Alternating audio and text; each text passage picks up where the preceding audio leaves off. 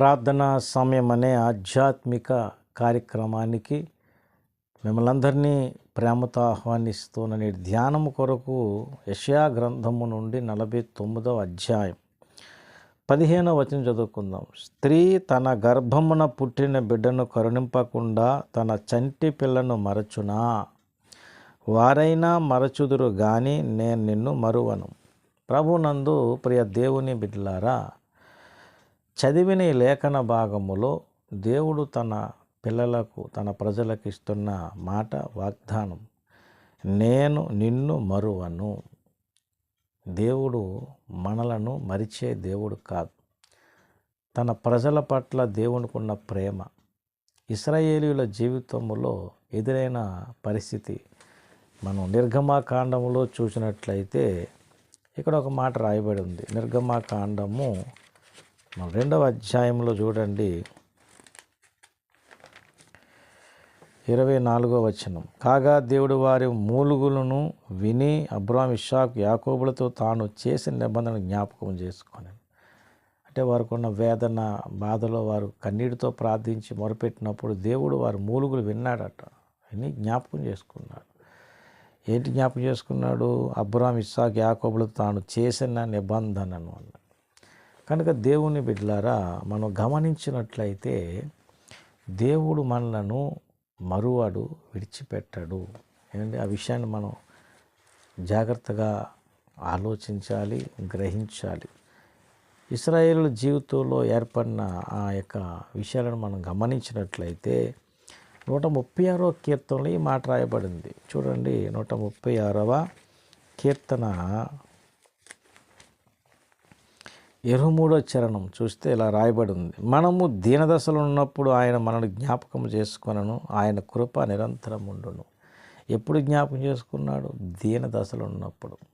దీనదశలో ఉన్నప్పుడు.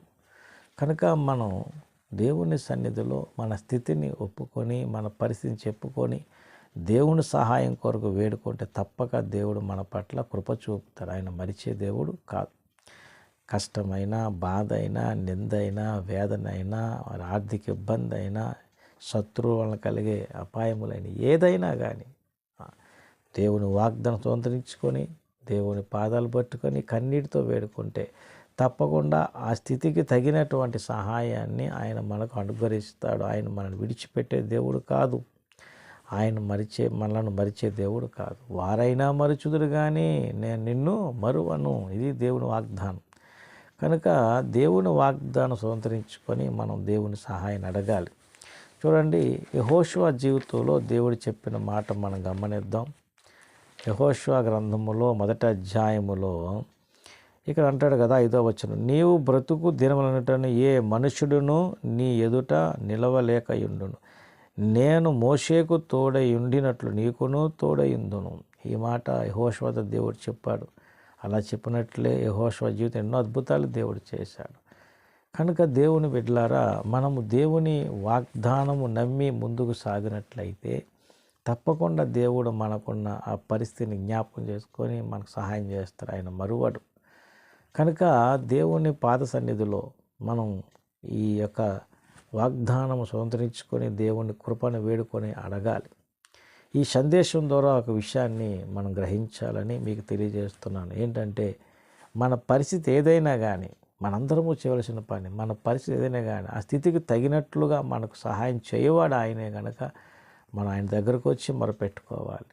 ఏమండి, ఆయన పాదాలు పట్టుకొని కన్నీటితో వేడుకున్నప్పుడు ఆయన మనల్ని జ్ఞాపకం చేసుకుంటాడు. అంటే మన పరిస్థితిని మనకున్న స్థితిగతులను జ్ఞాపకం చేసుకొని వాటి నుండి విడుదల కలుగజేసి మనకు సహాయం చేసి మనకు బలపరిచే దేవుడు. కనుక మనం అలాగున్న దేవుని సహాయాన్ని వేడుకోవాలి. ఎందుకంటే ఆయన మనలను మరిచే దేవుడు కాదు. కనుక దేవుని బిడ్డలారా, ఈ సందేశం ఉంటున్న వారు ఒకసారి ఆలోచించండి.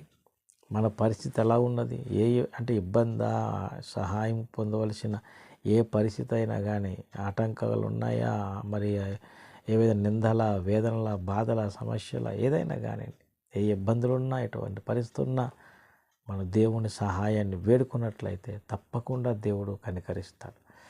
కాబట్టి దేవుడు మనలను మరువడు. దేవుడు మనలను ఏ విషయంలో కూడా మర్చిపోడు. ఆయన మనలో కృప చూపువాడే ఉన్నాడు. కనుక దేవుని పిల్లలుగా మనకు ఎదురయ్యే పరిస్థితులు ఎలాంటివైనా కానీ అందరికి ఒకలాగే ఉండవు కదా.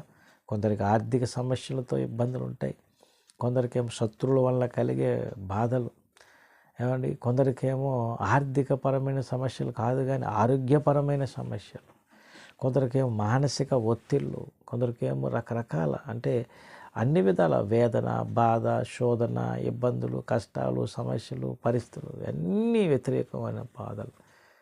ఏ స్థితిలో ఉన్నా కానీ ఆయన మనల్ని మరిచే దేవుడు కాదు కనుక ఆ స్థితిని పట్టుకొని దేవుడు పాదాల దగ్గరకు వచ్చి మనం వేడుకున్నప్పుడు దేవుడు వాటి ద్వారా మనకు విడుదల, అంటే ఆయన వాగ్దానం పట్టుకొని మనం వచ్చినప్పుడు తప్పకుండా వాటిని బట్టి విడుదల కలుగు చేస్తాడు, సహాయం చేస్తాడు. ఆయన మనకు కృప చూపువాడే ఉన్నాడు. కనుక ఈ సందేశం ఉంటున్న దేవుని బిడ్డలారా ఆలోచించండి. ఆత్మీయంగా కొంచెం వెనకబడ్డావా? ఆత్మీయంగా నువ్వు తప్పుడలు వేస్తున్నావా? లేకపోతే ఏదైనా సమస్యల వలయంలో చిక్కుకుపోయావా? ఏదైనా మరి శోధన అనేటువంటి పరిస్థితులు పడిపోయావా? ఏ స్థితిలో ఉన్నా తిరిగి లేవనెత్తువాడు ఆయనే, కాపాడువాడు ఆయనే, సహాయం చేయవాడు ఆయనే కాబట్టి ఆయన దగ్గరకు వచ్చి మనము దేవుని పాదాలు పట్టుకుని వేడుకున్నట్లయితే ఆయన మనలను కనికరిస్తాడు, లేవనెత్తుతాడు, మనల్ని నిలబెడతాడు, బలపరుస్తాడు. కనుక ఆయన మనల్ని మరిచే దేవుడు కాదు కాబట్టి ఆయన సహాయం కొరకు వేడుకుందాం. కనుక ఈ సందేశం వింటున్నవారు ఆలోచించండి. మీ స్థితి ఎలాంటిదైనా కానీ ఒక తీర్మానం తీసుకొని ఆయన పాద సన్నిధికి వచ్చి సహాయం వేడుకున్నట్లయితే తప్పకుండా దేవుని సహాయం పొందగలుగుతాం. కనుక మనందరము అలాగున్న దేవుని సహాయం కొరకే వేడుకుందాం. ఈ సందేశం ఉన్నవారు ప్రతి ఒక్కరూ అలాగ తీర్మానం తీసుకోగలిగితే దేవుడే మన పట్ల దయ చూపి సహాయం చేస్తాడు. దేవుడి కృపను మనకు అందరికీ దయచేయను గాక. ఆమేన్.